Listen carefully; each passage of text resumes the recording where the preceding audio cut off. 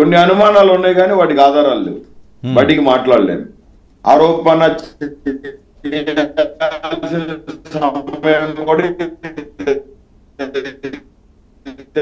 కాదు, ఖచ్చితంగా చెప్తున్నాను. అండ్ బీజేపీ కూటమిని నేను స్వాగతిస్తున్నాను. ఆంధ్రప్రదేశ్కి మంచి జరగాలి, నాక చెల్లెమ్మలకి రైతన్నలకి అందరికీ మంచి జరగాలి.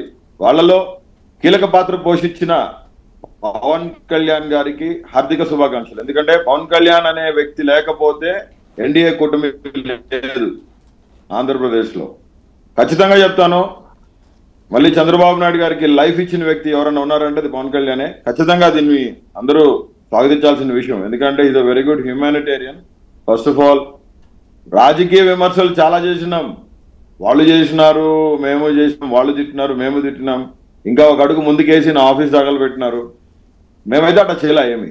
కాబట్టి దేవుడిచ్చిన సమయాన్ని వృధా చేసుకోకుండా ఆంధ్రప్రదేశ్ ప్రజలు బాగు క్షేమం చూడాలని, స్పెషల్ కేటగిరీ స్టేటస్ ని తీసుకొని రావాలని, ఖచ్చితంగా ఎన్డీఏ కూటమిలో భాగస్వాములైన చంద్రబాబు నాయుడు గారికి, జనసేన పవన్ కళ్యాణ్ గారికి, కీలక పాత్ర పోషించిన పవన్ కళ్యాణ్ గారికి. ఎందుకంటే నాకు తెలుసు, మీకు తెలుసు, అందరికీ తెలుసు, పవన్ కళ్యాణ్ గారు ముందడుగు తీసుకోకపోతే, పవన్ కళ్యాణ్ గారు ఫస్ట్ స్టెప్ ఇనీషియల్ గా చాలా స్ట్రాంగ్ గా తీసుకోకపోతే, మోదీ గారితో భేటీ అవ్వకపోతే ఈ మహాకూటమి అనేది ఏర్పడేది అయితే కాదు. ఖచ్చితంగా చెప్తున్నాను. అయితే ఒకటి, ఉద్యోగస్తులు ఖచ్చితంగా చాలా పెద్ద పాత్ర పోషించారు. ఎందుకంటే ఖచ్చితంగా ఒప్పుకోవాలండి, ప్రజాక్షేత్రంలో ఎవరైనా ఒకటే. ఇప్పుడు రాజకీయంగా ఎవరికి శాశ్వతమైన మిత్రులు ఉండరు, శాశ్వత శత్రువులు ఉండరు.